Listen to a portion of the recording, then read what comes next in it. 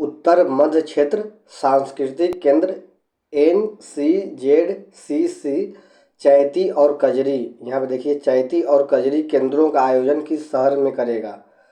तो ये उस समय का करंट अफेयर्स था, तो उस समय इसका आंसर हो जाएगा डी वाराणसी। लखनऊ बॉय पुस्तक किसके द्वारा लिखी गई है। तो ये विनोद मेहता जी के द्वारा लिखी गई थी। निम्न में से किस राष्ट्रीय उद्यान ने वन्य जीव प्रबंधन के लिए ड्रोन या मानव रहित हवाई वाहन का उपयोग करना प्रारंभ कर दिया है। तो बांदीपुर टाइगर रिजर्व है। गार्जियन समाचार पत्र के एडिटर इन चीफ के रूप में इनमें से किसे नियुक्त किया गया है। तो कैथरीन वाइनर, जो कि 2015 में नियुक्त हुए थे और अभी तक हैं, तो इसको याद कर लीजिएगा। मीठी विरदी परमाणु ऊर्जा संयंत्र निम्न में से किस देश के सहयोग से स्थापित किया जाएगा। तो USA के द्वारा। नवीनतम रिपोर्ट के अनुसार भारत विश्व में इस्पात उत्पादन के लिए किस स्थान पे है। तो देखिए उस समय तीसरे स्थान पे है, लेकिन फिलहाल अगर देखा जाए तो जापान को पीछे छोड़ते हुए भारत दूसरे स्थान पे हो गया है। तो आज विश्व में इस्पात उत्पादन में भारत का सेकेंड पोजीशन है, तो देख सकते हैं। एजेंडा 21 किस क्षेत्र से संबंधित है। तो सतत विकास से। केंद्र सरकार का मिशन इंद्रधनुष किससे संबंधित है। तो यह 7 टीका निवारण रोगों के खिलाफ बच्चों का टीकाकरण से संबंधित है।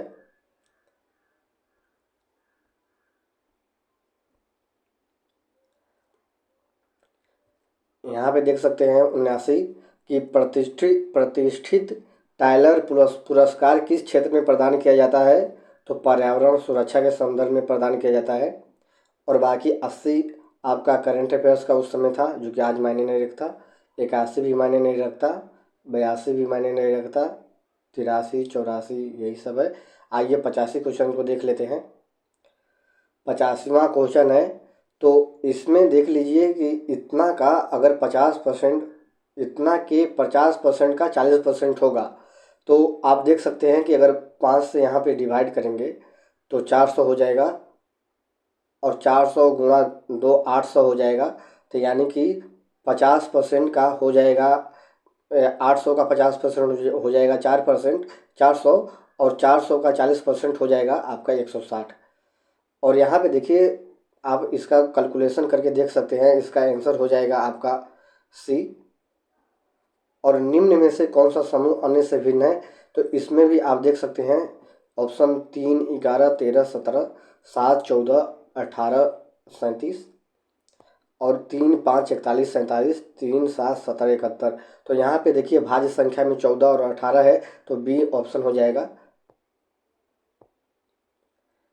यदि 10 और 50 के मध्य एक अभाज्य संख्या इस प्रकार है कि उसके अंकों को आपस में बदलने पर कोई प्रभाव नहीं पड़ता है, तो उस संख्या का वर्ग, देखिए तो 10 से 50 तक आपका 11 हो जाएगा, और ऐसी संख्याएं 22 हो जाएंगी, 33 हो जाएगा, और 44 हो जाएगा। तो आप देख सकते हैं कि 11 का अगर वर्ग करेंगे तो 121 आ जाएगा। तो यहाँ पे देख सकते हैं कि सबसे पहला ही इसका हो जाएगा सही। अक्षर श्रृंखला इतना दिया गया है, इसमें लुप्त अक्षर ज्ञात करना है, और इसको आप हल करके देख सकते हैं कि इसका आंसर हो जाएगा डी एफ। यदि शब्द मैथमेटिक्स इतना में एम को पी से, ए को डी से, टी को डब्ल्यू से, और इसी प्रकार अन्य को बदल दिया जाए तो नवीन अक्षर श्रृंखला का 9वां अक्षर होगा। तो इसको हल करके देख सकते हैं आप, इसका आ जाएगा एल। और अगला बॉक्स में प्रश्नवाचक चिन्ह के स्थान पर संख्या होगी, तो इसको आराम से कर सकते हैं। 9 और 5 को गुणा करेंगे तो 45 आएगा, और 45 में से 9 घटा देंगे तो 36 आ जाएगा। उसी प्रकार 7 और 6 का मल्टीप्लिकेशन करेंगे तो 42, और 42 में से 6 घटा देंगे तो 36 आ जाएगा। उसी प्रकार 9 से 4 को गुणा करेंगे तो 36 होगा, और 36 में 4 घटा देंगे तो 32 आंसर आ जाएगा। यहाँ पे देखिए -100 को विभाजित करने वाली प्राकृतिक संख्याओं का योग। तो 100 को विभाजित करने वाली प्राकृतिक संख्याओं का योग देख सकते हैं कि आप इसको सोल्व करके देख सकते हैं। इसका आंसर आपका आ जाएगा, आसानी से आ जाएगा अगर इसको आप सोल्व कर ले रहे हैं तो। 217 हो जाएगा। और 93 का इसी प्रकार आसान क्वेश्चन है, अगर इसको समय दे रहे हैं तो समय आप दे रहे हैं तो इसको आप आराम से सोल्व कर सकते हैं और इसका सी हो जाएगा। और इसी प्रकार इसका आप देख सकते हैं तो राम उत्तर पश्चिम 4 किलोमीटर पैदल चलता है और फिर वह 3 किलोमीटर दक्षिण पश्चिम जाता है। प्रस्थान बिंदु से वह कितनी दूर पर है, तो आप इसमें आता है एक कर्ण स्क्वायर बराबर लंब स्क्वायर प्लस आधार स्क्वायर, उसी के बन जाएगा और इसका आंसर डी हो जाएगा। यहाँ पे अनुक्रम देखना है और अनुक्रम में X B Z V D Y T F X R H W में अगला पद है, तो इसमें अगला पद आपको ज्ञात करना है, तो देख सकते हैं इसका बी हो जाएगा। एक समय में केवल एक अक्षर परिवर्तित करते हुए कितने न्यूनतम चरणों में शब्द लॉक को बैंक में बदला जा सकता है? प्रत्येक परिवर्तन में एक सार्थक शब्द बनना चाहिए, तो इसका आंसर हो जाएगा डी।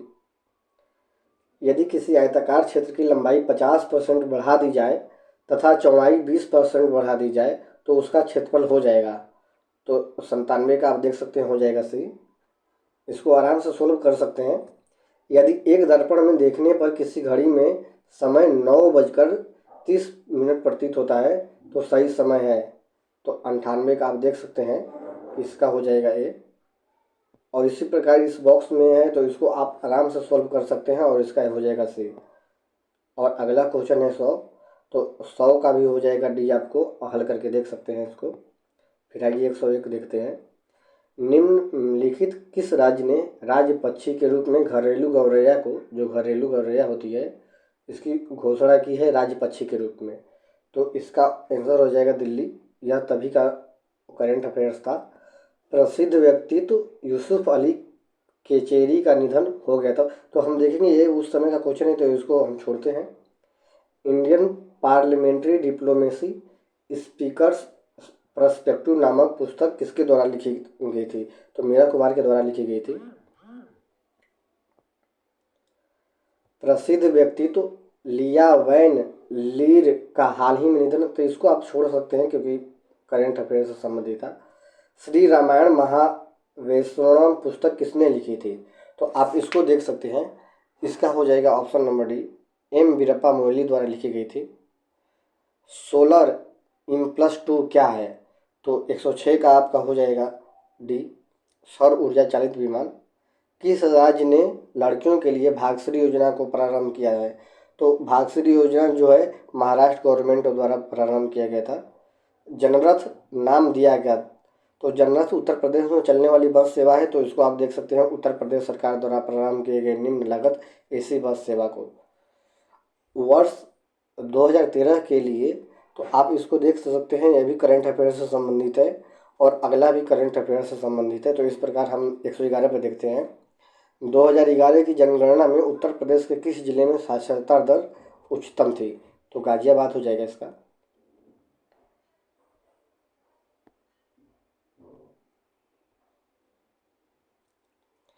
एक 112 देख सकते हैं, उत्तर प्रदेश सरकार की आय का सबसे बड़ा भाग है, तो इसका व्यापार कर सबसे बड़ा भाग है। उत्तर प्रदेश में नॉलेज पार्क की स्थापना की जा रही है, तो नॉलेज पार्क की स्थापना ग्रेटर नोएडा में की जा रही थी। मेक इन इंडिया कार्यक्रम का लोगो है, तो आसान सा क्वेश्चन है शेर। निम्न में से यौगिक के किस समूह को सहायक आहार कारक कहा जाता है? तो देखिए, सहायक आहार कारक के रूप में प्रोटीन को कह सकते हैं। निम्न में से कौन सा जैव निम्नीकरण है? तो जो रबर होता है तो प्राकृतिक होता है और गैर प्राकृतिक होता है, तो रबर यहाँ पे सही आंसर होगा।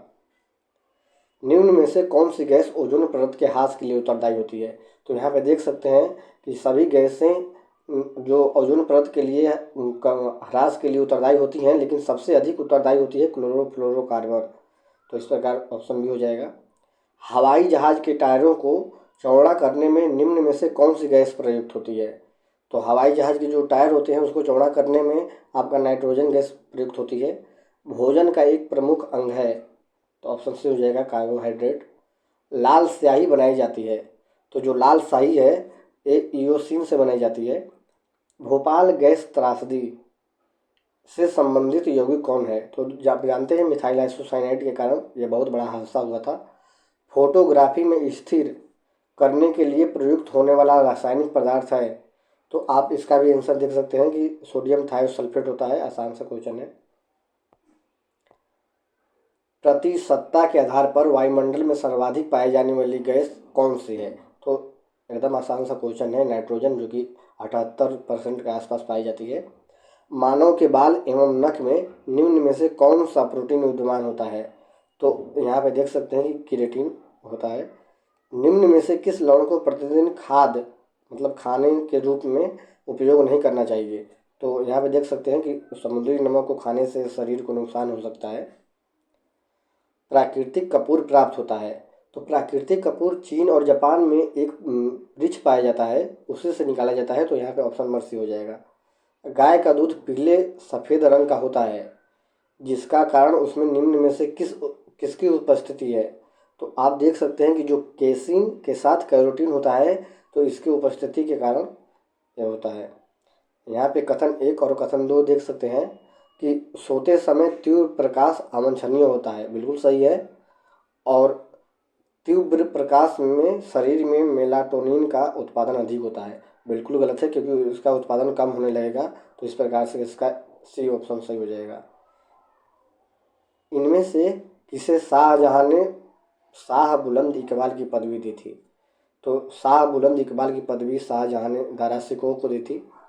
नैनार कौन थे? तो नैनार देखिए, आप जानते हैं कि शैव धर्म के अनुयायी थे, और अलवार वैष्णव धर्म के अनुयायी।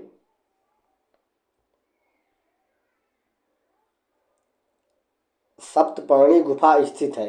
तो सप्तपर्णी गुफा राजगृह में स्थित है। द्वार समुद्र किस राजवंश के राजधानी थी? तो होयसल की। गोपथ ब्राह्मण संबंधित है। तो गोपथ ब्राह्मण में आप देख सकते हैं कि अथर्ववेद में से संबंधित है। महाभारत मूलतः किस रूप में जानी जाती थी? तो जय संहिता के रूप में। किस अभिलेख से ज्ञात होता है कि स्कंदगुप्त ने हुणों को पराजित किया था? तो ये भी आसान सा क्वेश्चन है। आप देख सकते हैं कि भीतरी स्तंभ लेख से। वल्लभी विश्वविद्यालय स्थित था, गुजरात में स्थित है। हर्ष ने निम्न में से किन रचनाओं का लेखन किया? तो यहाँ पे देख सकते हैं कि हर्ष ने हर्षचरित के छोड़ के, क्योंकि जो प्रियदर्शिका, नागानंद, रत्नावली, ये तीनों इसके द्वारा लिखी गई थी।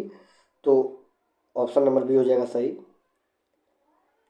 और अगला देख सकते हैं आप, हीनयान अवस्था का विशालतम एवं सर्वाधिक विकसित शैलकृत चैत्यगृह स्थित है। तो कार्ले में। रॉलेट एक्ट किस वायसराय के काल में पारित हुआ था? तो लॉर्ड चेम्सफोर्ड के काल में। भारतीय स्वतंत्रता अधिनियम 1947 प्रभावी हुआ था। तो ये 18 जुलाई 1947 को प्रभावी हुआ था। इस प्रकार से आपका 140 क्वेश्चन कंप्लीट होता है।